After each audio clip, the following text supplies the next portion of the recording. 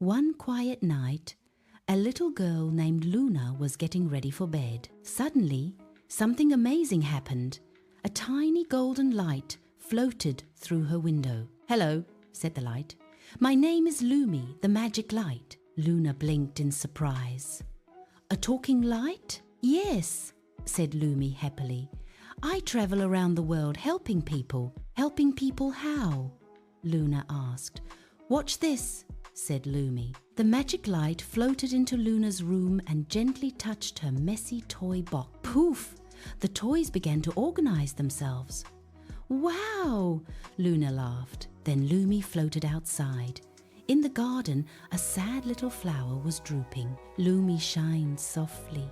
Glow! The flower stood up tall again. "Thank you," whispered the flower.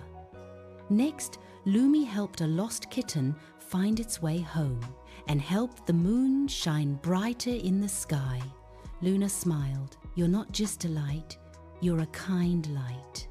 Lumi sparkled. "Magic is strongest when we use it to help others." Then Lumi floated back to the window. "Good night, Luna. Tomorrow you can be a magic light too." "How?" Luna asked sleepily. Lumi winked.